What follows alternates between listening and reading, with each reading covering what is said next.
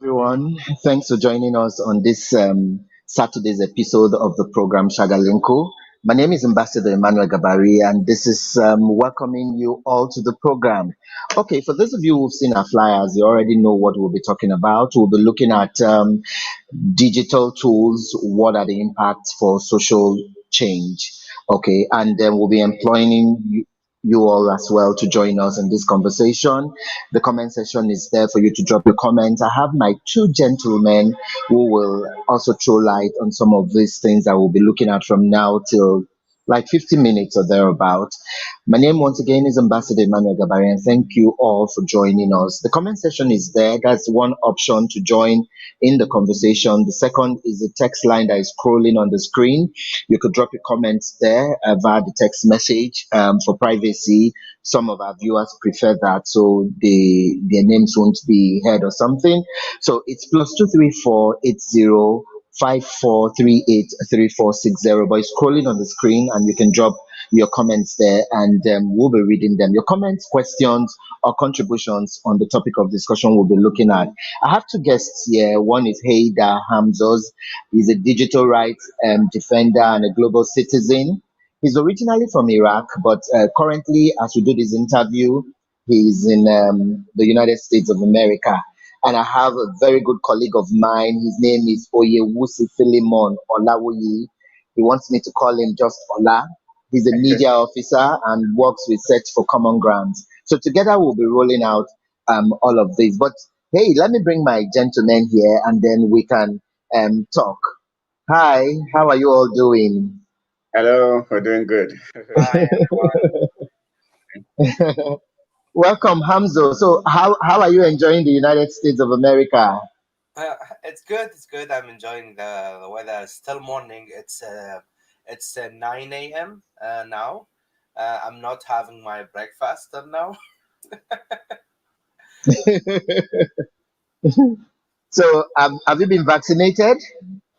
Yes. I took my first dose, and I'm waiting for the second. There is a 21 days between doses, and I really like.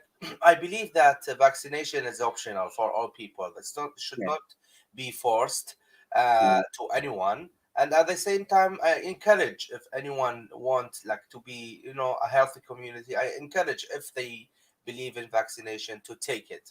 Uh, but at least it's still option for all. And I hope that all countries they speed up to have all the vaccinations options to the people. As in Iraq, unfortunately, we have a crisis there. We don't have till now a vaccination contract or in Iraq, and we still just having gift from other countries to us. Okay. So let me come to Ola. Let me Yeah. also ask you the question: have you been vaccinated? No, no, not yet. Actually, I'm waiting for the moment because we had to take the queue to show interest if you really want to take the vaccine or not. So I actually indicated interest, but it hasn't gotten to our turn yet. But then when it comes, I definitely will take it. But for now, no. Well, I was supposed to take mine 2 days ago, but then when I heard a whole lot of stories, just going around about blood clots, and I was also worried Yeah. that there were no multiple options. At least people should have like two options than just one that is already in Nigeria. Because in the US, you have like two, three options there, so it's easier for you to convincingly take the one you feel tilts towards Mm. your ideology or the one you feel it's safer. So we'll get there anyway. Anyway, gentlemen, welcome to the program. We'll be looking at digital tools. And first, let me thank the early messengers who have sent in their messages. We have messages from Temi Etiosola, says, have a great show. I'm Yeah. following. Thank you so much, Temi. Uche Gabriel also said, nice program. Keep up the good work. Thank you so much. Keep your messages coming. Our guests are here. If you have questions concerning digital tools and what you think it can be used to create impact, just roll out your questions and they'll be here to answer. So, Hamzos, let me start with you. What is digital tools and how can we explain to our viewers what that is? You know, digital tool is like any tool you use in your life. Like from the basics, if you want to cut a meat, you need a tool. If you need to go to school or to work, you need a tool to use it. There is bicycle, there is car, there is train, etc. So same with with what I'm talking about a digital tool. The difference that these tools it's online means it's available on internet to everyone, and everyone they can use it. So that's basically what is a digital tool. The most important, and we have it like most of the population in the world, they have access to the digital world and to the digital tools. The most important part, it's the second questions, how we use these digital tools to make impacts. And I think we have part we will talk about that later. So I will save the answer for now. Okay, thank you very much for that. I'll come back to Ola to Yeah. also give us his own opinion about what you think is digital tool, because a lot runs in people's minds. They also know that is the era of internet and all that. To you, what does digital tool mean? Well, basically, it's just like he mentioned, but I'd also tilt towards the fact that there are other digital tools that are not necessarily on new media, like the social media and also websites and all. There are other digital tools that you use for terrestrial broadcasting, for television, and also for radio, which basically is via broadband and all those other frequency types that you use to connect. But for the sake of this discussion, the digital tools that we're talking about, will also include the new media, and we're talking about social media and other blogs and websites where you can actually access information or use to disseminate information as relates a particular phenomenon or issue. So for me, I think this should make it quite easy for a lot of people to understand what digital media is. And also, like you mentioned, also would also be talking about its impact later on. Yeah, thank you very much. In case you just joined us, this is the Saturday's edition of Shagalinko. It comes your way every Tuesdays and Saturdays, 2 p.m. West African time. And today we're looking at digital tools. What are the impacts? What are the negative sides of it? Like they say, every good thing must have or should have the negative sides of it. So let me come back to Hamzos and ask this. A lot of times, people also use digital tools for businesses, but we've also noticed that people also use it just for frivolous purposes when they can use it to maybe benefit or enhance their businesses. And even the new norm, with the new norm, we now find that it's no more about physical gatherings. Here you are with me talking, you are in the US, my colleague Ola is in Nigeria, and we're just having this conversation, and the whole world could also watch us. Now, tell us the impact of digital tools, and why are people sometimes tilting to the negative part of digital tool rather than the positive aspect of it? Yeah, I believe that on internet, when we see bad and good things, it's a reflection from the community itself. It's like the community. We have bad people and we have good people. Good Um, people. yeah, and I think digital tools it becomes part of our life in everything, from alarm to wake up in the morning to schedule your agenda and your meetings to organize everything. I mean, like even I see refrigerators to tell you if your milk will expire soon, so you can change it or you can buy a new milk, etc. And what we call an Internet of Things. So digital tools has become more and more involved in our lives, and this is a good part and a good things, especially after the pandemic. Most of the countries and businesses turn their services online. Means they can deliver your food, deliver your products. You can complete your if you have any documentations or uh, need a process with the government. most of them they tend to have online services, and this is good. But at the same time, there is concerns raised, and one of these concerns is about privacy, because my background also about digital security, and I'm always concerned about privacy on internet. That's mean our data. Data is important because uh, data is related to our life, and there is, as I said, there is bad people, and these bad people sometimes they are not just normal people in the street. Sometimes they are powerful, and powerful means they are maybe in the government or private sectors or in the dark world. Means we have something called the dark internet, and they involved in things like not ethical. So that's why all people need to be a digital right defenders, who they defend about their rights to protect their data, their rights to protect their privacy. Privacy is very important. So I remember, as an example, when the Iraqi government launched the website of vaccination to encourage Iraqis to go uh, and register, we noticed that the website is not secure. So all the data will be entered to the website will be plain text. That means not encrypted, and their data will be exposed. And when we talk about data, we read the form and the application. We will see their names, their phone numbers, their addresses. What else? Even their conditions, if they have any medical conditions, and these considered, especially here in US, considers as a personal information, and it's especially when it comes to the health information. So that's why everyone need to pay attention to their data and take care of that. Watch the permissions of the tools, the digital tools they use, and they need to be a digital right defender from these big tech companies.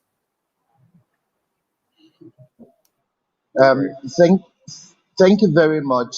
I'll come back to Ola. Hamzoz mentioned something about the website that the government put out for people to drop a few comments. I'm also worried each time people checking into hotels, you find that they ask you to drop your contacts, your emails, some very sensitive and personal information that sometimes it becomes worrisome, because um, anyone could have access to that reception logbook, and then is able to find your phone number and all that. How can we also begin to protect our rights? I know I will come back to Hamza and Hamzos and talk to him about what he does with digital rights protections and defending and all that. But are you not also worried when sometimes you see hotels ask you so many details? Sometimes they even ask for your international passport number and all that, because these informations could leak one day and then you just find someone calling you that you don't know. I mean, these are ways that fraudsters also get the phone numbers of Information. people. Mhm. Well, so basically, the major thing that a lot of people are worried about in hotels is the security cameras, because for them, they feel their privacy should be protected and there isn't any need for those cameras in their hotel rooms. But the hotel management will also tell you that if anything goes wrong, they will be held accountable, and the chances of having to lose either their operating licenses or probably they start facing court cases in that regard. So for you to register with your phone numbers, and also probably because definitely they'll ask you your ID card if they just want to make the work easy for you. It's because of proper documentation as well. I know there's a risk associated with that, but they too have to keep, or they have to have records of people who come into their hotels for their own security purposes and sake. So you have to be careful also the kind of hotels you check into, so as to avoid facing the risk of having to lose your contacts to the wrong set of people. Now, anybody can be hacked. We've seen governments as powerful as the US being hacked or allegedly being hacked by Russia during the reign of Trump and all of that. So, this is one issue that I think will not go away just immediately, but also to resolve the issue of hotel having to take your credentials, I think it's best for you to just find a hotel that you're comfortable with. And there you can actually lodge in to stay for whatever duration of time you want to stay there.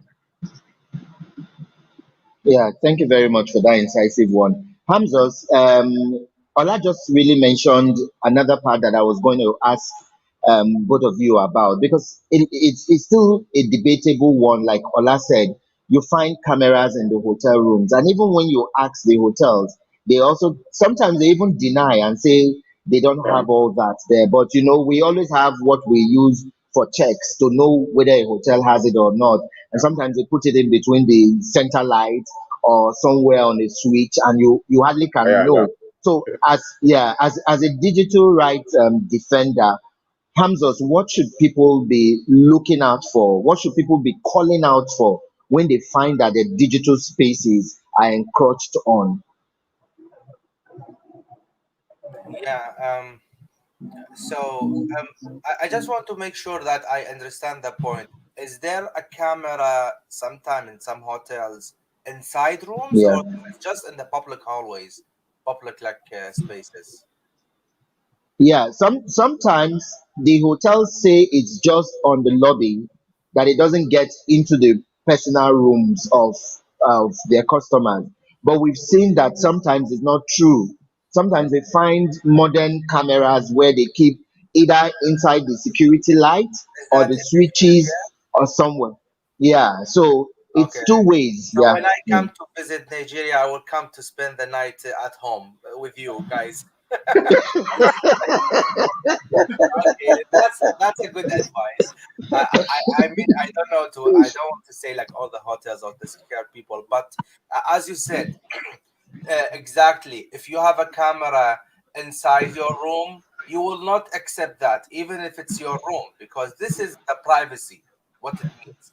So it's same for when you have an account on Facebook and when you have an account like you have email. No one allowed to have access to read your emails, even if it's you are doing nothing. You are just watching TV. This is a privacy, a space. No one allowed to do that. For the public spaces is understandable, but the next question I need to ask about the records, about everything, with who they are sharing this information. Are you sharing this information with security agencies? Are you sharing that with marketing companies? Because this information they can sell you for marketing purposes or sell you for security purposes to monitor you and watching you. Especially when you are a digital or human rights defenders, your steps it's watched because they scare you more than terrorists, they are watching you, I mean, government, they are watching human rights defenders more than the terrorists. And the only thing you have, it's your word and it's peaceful change, other than people, the other part who they are believe in guns and things like that. So that's why it's very important, as Ola said, like to check the reputation. I can say of the hotel is very important. If someone discovered a hotel using a camera, uh, picture that and upload that into the review. There is a review. I mean, I'm sure there is a review for each hotel in Google or other part. So go to that and export them because the weakness of hotels, it's money. Okay, it's not just about that. They are using the data, but the weakness, it's money. So if you expose them and tell the world about their reputation, they are watching people, then no one will come to that hotel, at least most of the people. So this will hurt them. So it's very important to be transparent. And if you have a strong legal system, go to the take this case to the court and you will win it for 100%. Wow, beautiful one. I'll come to Orland, ask him a few more questions on what Search for Common Grounds is doing, but I got some messages here that I'll just read. This one is from Kenya. It says, "My name is Lisa, and I'm watching you guys. For me, I think more people should be trained on digital tools because that way they can also flow along in the new norm. And then this one is from Abdul in Sokoto. He says, "Good afternoon time to you and all your guests from US and Ola from Nigeria. Quite an impressive show. I'd like to ask either of them that how can we begin to safeguard our privacy in the internet usage? Although your guests talked about it when they introduced themselves, but I'd also like them to tell us more in details. Thank you very much. Can any of you respond, or two of you can respond as you wish?" All right, so I'll let Hamza go ahead first. Hamzo's. Thank you so much.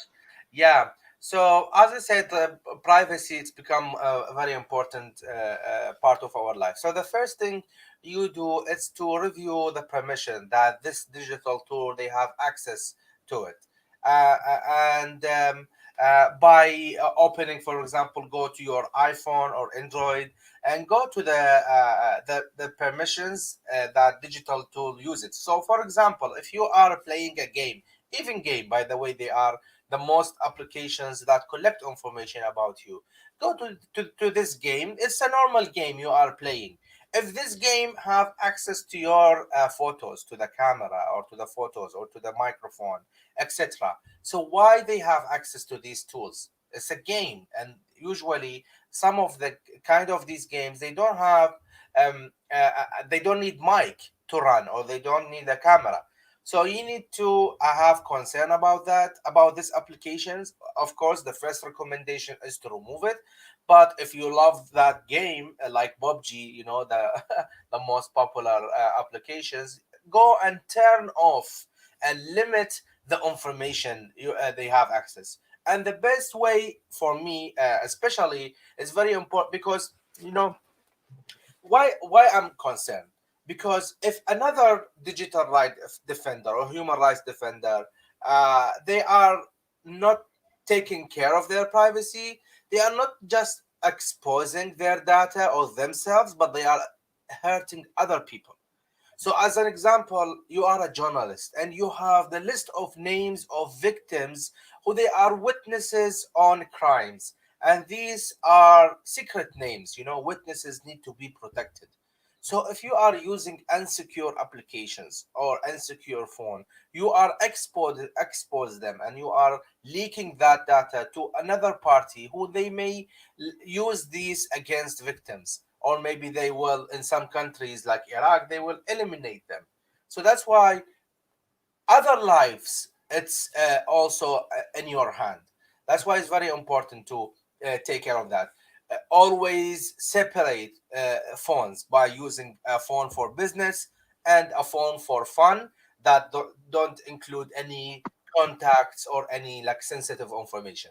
So this is the basics, let's say. And then it comes another digital steps. For example, activating two-step verifications is very important for all to use that in their accounts, because this is like they call it two-factor authentications.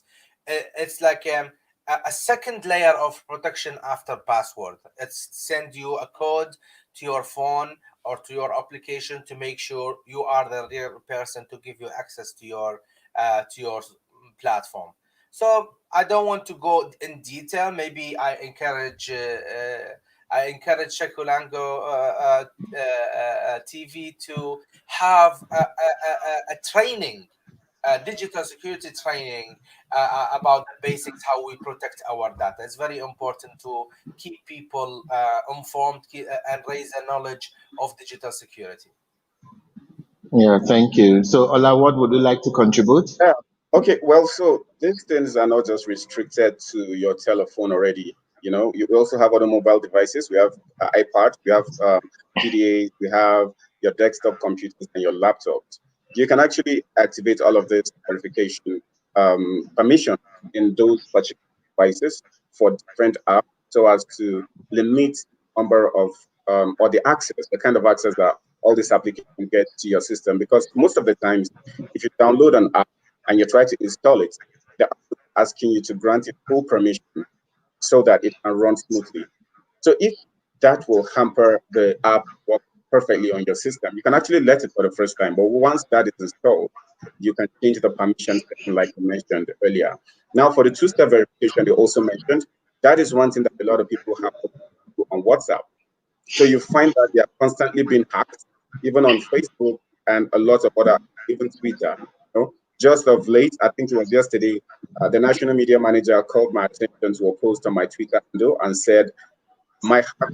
I didn't know. So I went back to the post and I saw that I did post that I had to check my permission then to be sure that I'm secure. So a lot of people would just permission to the app and a regular day for them until when they are hacked.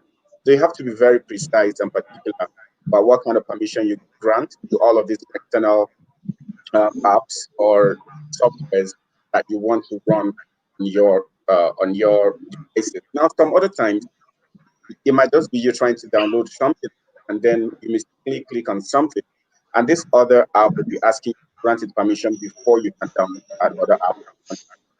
So that also is another.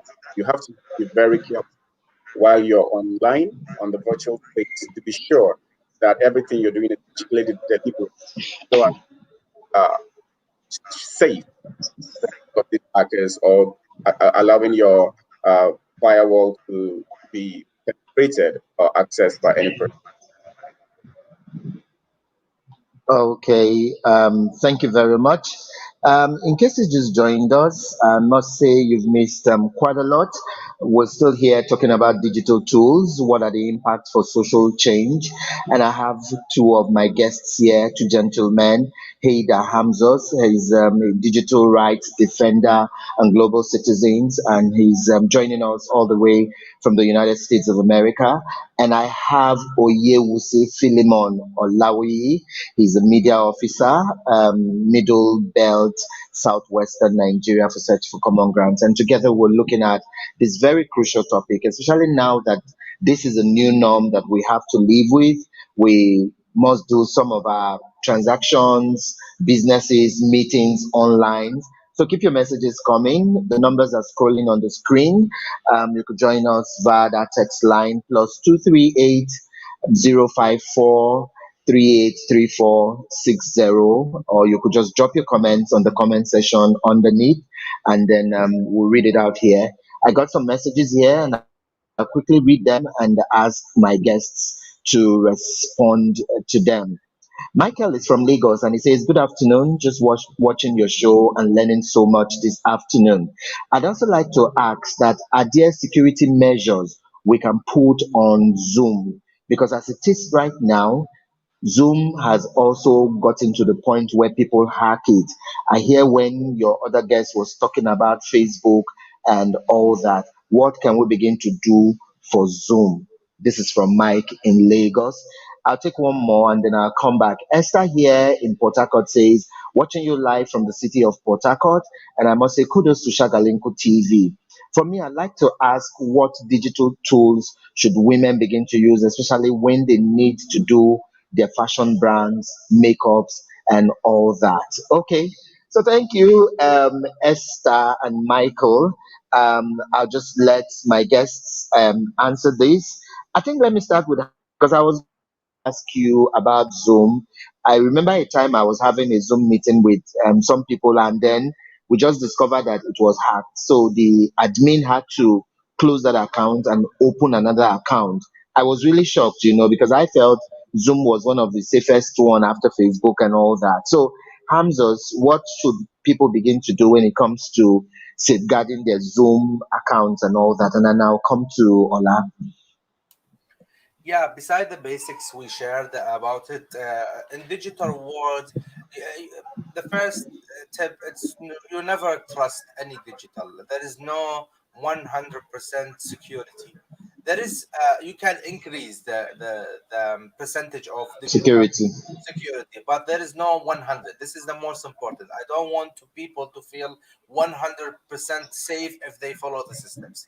There is nothing, because if I recommend a tool today, like for example Zoom in the beginning, now no, it's different because they involved in leaking that data, and also they said in the beginning they have kind of encryptions, means the communication between you or and the people and your guest is encrypted, means no one can listen to it, especially for the private meetings. Prove the opposite. there is some information leaked from Zoom, and they, as I said, data is the new oil. Oil is not more, is not important anymore. Data is the new oil now. Who they are, who is the most, who they have most data of the population, who they will be more powerful and controlling the world. That's why I don't know if I can. Do you think I can share my screen, my friend? Is it possible? I want to show you. Let me see if I can.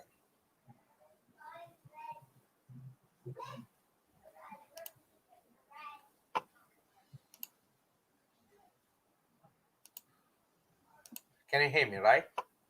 Yeah, sure. Yeah, okay.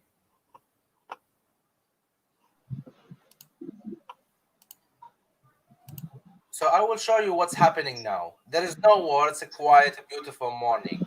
But when it comes to the digital world, look what's happening here. Can you see the screen now? No, Not Is it? no, we can't. Oh, it's not still not. Yeah, maybe after the program you could send it across, and then we could post it on the comment section. I think Yeah. I think you need just uh, to to share the screen. I think there is another screen you need to approve it to share it. I'm sharing a map. Oh, okay.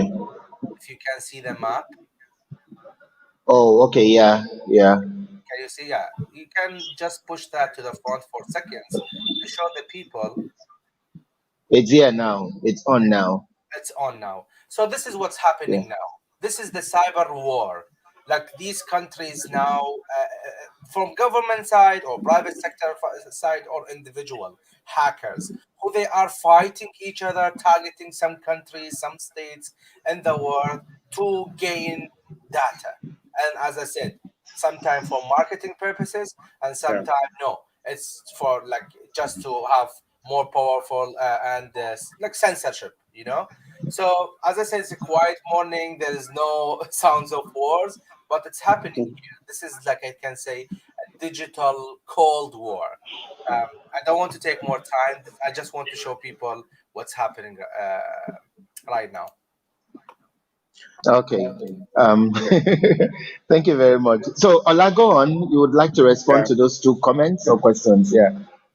Okay, so basically for Zoom, with the experience we had with hackers is with Google Meet, you know, and just like the last webinar we had, we also encountered that issue, and we had to drop that particular frame that we're using to actually implement that particular webinar, and actually engaged another one. But then I think a lot of people have argued that if you are able to restrict the number of persons that you give access to or you share your invitation with, then you'd face lesser risks as opposed to you being hacked during a session. But even at that, you still have persons within or amongst those lists that you've actually shared your invites to who would also share it with other persons. Some either unknowingly, while others would just do it carelessly. And at the long run, you now have issues of having to control who is allowed access into that particular session. Now, the thing is, we know that Zoom, Google Meet, Skype, and all those other platforms have actually created some form of mechanism where you'd have to be granted access to be a part of a particular session or experience. But of late, it doesn't really work that way. You know, you can have close to like probably say 50 to 60% efficiency in that regard. But the moment I don't know how they do it. They're hackers, by the way. So definitely, at some point, you get to find people hacking your session, and it creates a problem for you because it's either they are playing loud music or they are putting videos that you really don't want to want to see on that particular platform. So the best thing for you to do to reduce the risks of having to have hackers venture into your session is to be very, very particular about the persons that you're inviting, right? Now, for those that are open-ended, just like this particular session where anybody can actually click to join, I think the risk is much more higher. But just like you have mentioned, this is a third-party application that is hooked through Facebook for people to get to see. So the risk is also minimized in that regard. So I think for you to deploy any kind of a webinar or a virtual session, you have to think about a lot of processes. You have to think about your encryption mechanism. You have to look through the settings, see what is there for you to harness, so that you can actually safeguard yourself from these hackers, right? Well, the second question from the lady who said she's thinking about the best platform for her to advertise her product. Now, I think TikTok is quite reigning of late, and a lot of people have accounts, and you gain followership quite easily on that particular platform. You find people with over 1 million followership, as opposed to the much you can find on Instagram or any other platform. So you can actually just try the Instagram. That is basically for pictures, and yeah, you do videos there too, because we have all of the IGTV that you can actually drop your content there up to, I think, 15 minutes or thereabout. But also you can actually use Twitter, because it's a community. It depends on the location that you're in, basically. So you have to now know about target. You have to target your audience or your demography that you want to project or penetrate with your kind of product, and you tailor it for a particular kind of social media, so that when that is being done, so that this age gap or this kind of people with this perception will be captured in this or on this particular platform. So you have to do a very, very strategic kind of marketing in that regard, thinking of the best to use to do your campaign for your products. Okay, okay. So we'll be wrapping up shortly, but I'd like Hamzoz to tell us more about what your organization does, basically, and where people can find you and all that. And then I'll come to Ola to also talk about a few things that Search has been doing.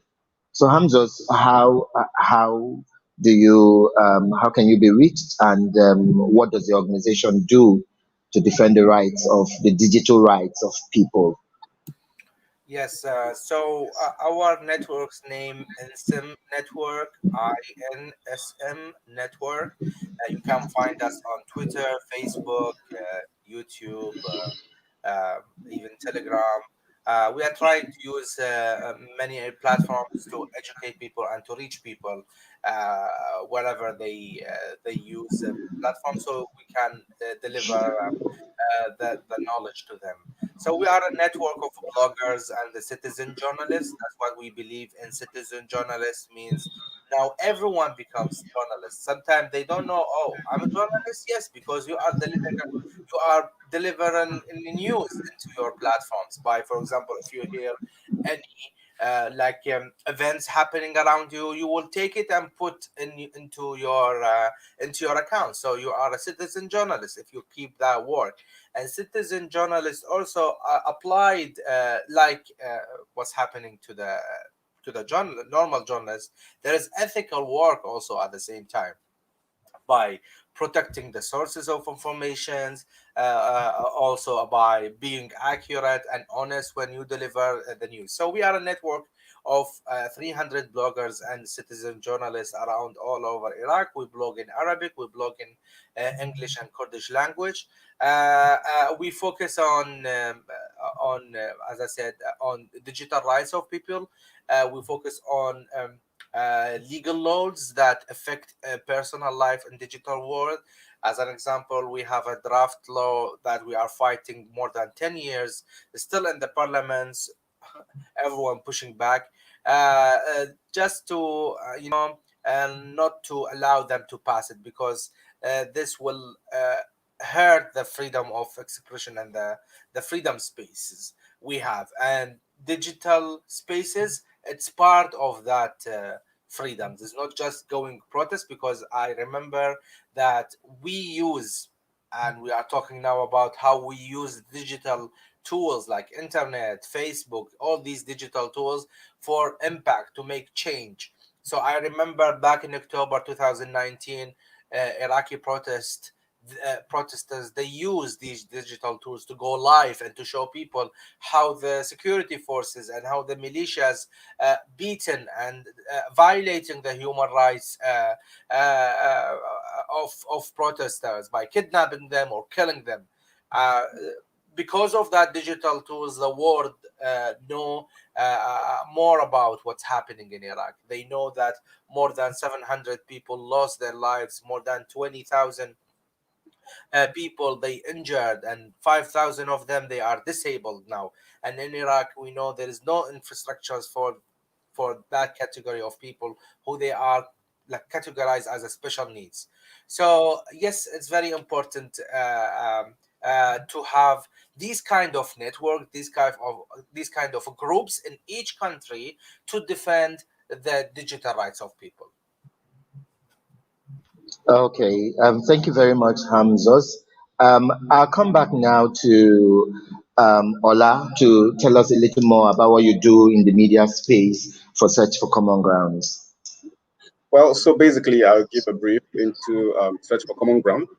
And it started operation in Nigeria since 2004, using innovative approaches to promote peace building in areas of tension and to encourage understanding across ethnic, religious, and gender lines.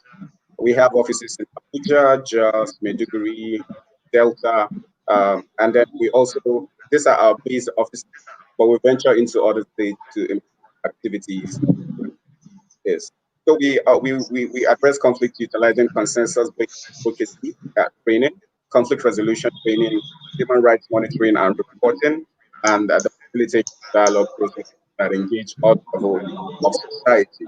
But more specifically for the project that I'm on right now, it's called Working Together Against Corona. It is a COVID intervention project, and it's a national project, right? Nigeria is implementing the project alongside 4 other countries in Africa. So what I do, I'm part of the media and communications team where we actually project the ideals of the project, that is the objectives of the project. And we do this by developing media products. We're talking about podcasts, talking about webinars. We have programs on air, on radio, in selected radio houses across the 4 geopolitical zones of Nigeria. And this we do religiously, and we engage community influencers, we engage frontline workers, government officials, and anybody who has had any experience with the COVID pandemic, so as to bring credible information to the people to be able to make valid decisions as relates how they can protect themselves from contracting the COVID-19 pandemic. While we also do rumor management, the project is actually geared towards ensuring that there's a reduction in disinformation, misinformation, and also to ensure social cohesion in the fight against the pandemic. So this is what we are currently doing on this particular project. The list is inexhaustive because we think approaches and strategies to mitigate certain or emerging trends as the case is, because just as we're battling or trying to work against the first strain, we now heard about the second strain and other narratives surrounding these issues. Now we also have the issue of vaccine. People not believing it, people saying they will not take these vaccines. And we are saddled with the responsibility of trying to get verified information to ensure that these people get access to it. And by so doing, they can begin to change their perception about a whole lot of these things. We also have a toll-free line where people can actually call day or night to source credible information about the pandemic, to drop concerns, or to report emerging trends from their locality, since we cannot be everywhere in the country at the same time. But the community engagements that we've had going around the country, and also through our radio programming, we're able to share all of these numbers and all of this information by bringing all the frontline workers that I mentioned to the show to give information about the pandemic and how to access all of this credible information, and how they themselves can actually take ownership of the process and ensure that they step down this information to other people in their community and people that they come in contact with every day or night, right? So this is a brief of what we have been doing and what we are doing. Thank you very much, Ola. So, Hamzos, as we wrap up now, I'd like you to share with us briefly what you think are the benefits of digital tools, especially in the COVID-19 pandemic. What should people be looking out for because it will shock you that even with internet development and all that, a lot of people are still way, way, way behind, the digital sphere, they still find some things too hard. I was somewhere sometime, and a professor shockingly said he didn't have an email address. I was utterly shocked. And I'm like, in this digital age, and a professor for that matter. So you now find that if people who are even in the urban area are not tech savvy like that, how do you now begin to equate that for so many people in the rural areas and all that? So what are the benefits as we begin to wrap up? Yes. So I think a part of that responsibility is not just to the individual to raise their knowledge, but also is to the government who they want to educate these people and provide online services to them so they can knowledge. Now, nowadays, emails has become part of your ID. If you don't have email, you can't have a life on digital world, especially with the pandemic that all the work now becomes remote work. We do businesses from home, so it's very important to make this awareness. But when it comes to the vaccination, it's very important that governments need to reach everyone. Everyone means who they have emails or they don't have emails. So I remember, for example, one of the countries they use phone numbers to register for the vaccine. It's very important. But during the pandemic and during the vaccination process now, internet make a good impact. I know there is back impact, but it's a small, maybe it's a strong voice, but it's not a big group. That's it. So it's a temporary strong voice, like a noisy, but you can get rid of that by science, by trusted news, and by truth. It's very important because I can imagine if we don't have internet and we have these rumors, how we fight, how we deliver the news to the people, to the other world. First, we need a tool to use that, like someone to travel by airplane or by horse or by sea to reach the people to tell them the vaccination is safe. This is the first thing. And second, we are losing time because these kind of people they need time to reach that country and to reach all the population. So nowadays with the internet you can do that everything from home to tell Yeah. the people that vaccination is safe. As I said, it's optional for the people, but go and read for it. And I think for the AstraZeneca, everyone they have right to concern.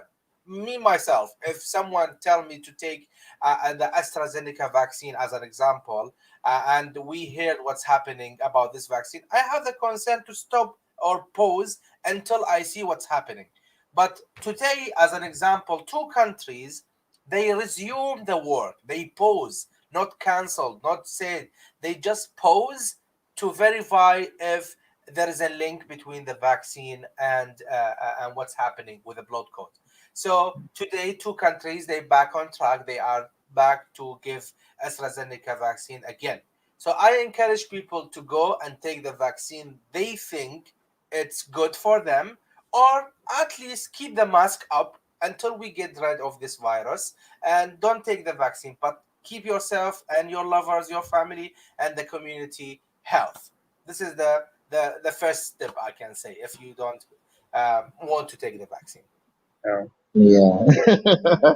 So, Allah, what do you have to say as we wrap up? What do you think should be the benefits of digital tools during the pandemic? Well, I really think in this particular point in time, we have the issue of infodemic, and this is a situation where you have a flood of credible information and information that are not so credible. Now, how you verify the right information from the wrong one is by ensuring that you access those information from either the World Health Organization, Common Ground, or the government agencies who would definitely inform you via their radio houses or television houses. So this would be nationwide or across your state, as the case is. You have to ensure that you are very, very sure that the information you got from someone about the vaccine is actually right or not by doing a self research on that particular issue before you draw conclusions on it. Because a lot of people would just say that I am not going to take this vaccine because Mr. X says that this is dangerous for my health. So you can actually even walk into a health center and seek this information if you even don't have access to the internet. let's say you heard from someone and you don't have access, you don't have a smartphone to check online, you can go to a health facility and check this. Or like I mentioned earlier, you can use a search for common grounds toll-free line. NCDC has a toll-free line. You can call those lines. It will not cost you anything, and you can actually get the information that you're looking for. So I think it is quite important for you to take the vaccine, because it has been accredited by even the EU of late. So I think you can actually get this information for free and go ahead with the vaccine. For me, I'm definitely taking the vaccine. So yeah, I know the information that came about the AstraZeneca was quite scary, but then we're now obtaining the balance. We have balance in that regard, and we can actually go ahead. Yeah, thank you. Thank you so much, gentlemen, for finding time to join us. Any last word, any greetings, any felicitations you want to do to either organizations, partners, individuals who have been supporting your work? We sometimes try on this show to also celebrate individuals, organizations who support some of our guests in what they do, because we understand that it's not also easy to get fundings and all that. So every time our guests come on the show, we give them that platform, even if it's for a minute, to appreciate all the people who've been supporting them in the work they do. So, Hamzoz, let's start with you. Who would you like to send a greeting or felicitation to in 1 minute? Yes. So first of all, I want to say that it's an honor. It's my first time maybe to speak to. I know your TV. It's everyone from the world like watching it, but also to be on a Nigerian TV. It's an honor for me. It's my first time to speak to Nigerian people, and also it's. I want to say that it's very important to support these kind of initiatives like Shakulango TV. Why? Because as we know, local TVs or the traditional TVs, they need a lot of equipments, and sometimes they need a lot of investments. And Yeah. some of that investments, there is a party behind it or a government behind it, and that's mean there an agenda behind it. So these kind of TVs, independent TVs, that a normal person using digital tools to Yeah. broadcast and bring expert people to speak and deliver in a volunteer way, I can say this is very important to support that show by sharing, by contributing, by following all the activities. So I think it's an honor to join your show, and I'm really enjoyed talking to you and to Ola. Yeah. And I think yeah, we will do great work, and hopefully I can host you one day to Iraqi people. Gladly. All right, that would be nice. That would be very nice. Yeah. Well, so So, from allow my any end, felicitations. yes, I really would want to send my own felicitation to the EU for funding this project, and also to search for common ground for actually designing or coming up with a module or a process, a structure, a work plan that covers the entire country in a strategic way, so much that people get to have access to this information that would benefit them and the people that they are responsible for. And also, I want to give kudos to all of the frontline workers, government officials, and also independent individuals who have supported so much in this pandemic, especially during the lockdown era, where a lot of people who would just come out and decide to do something to reduce the stress that the entire society is facing in their own community. So I think my shout out goes out to all of these people. They are the true heroes in this particular regard. Don't stop, keep up doing this. And to you, Shagalinku, keep up the good work.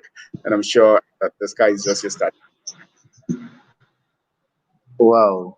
Well, I want to thank everyone. I want to thank all my guests for being this wonderful.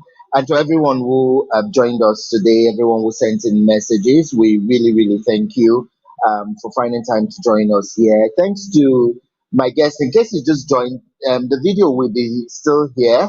And we are streaming live on YouTube and Facebook pages, both on Sagalinko TV. So the videos will be here after the show.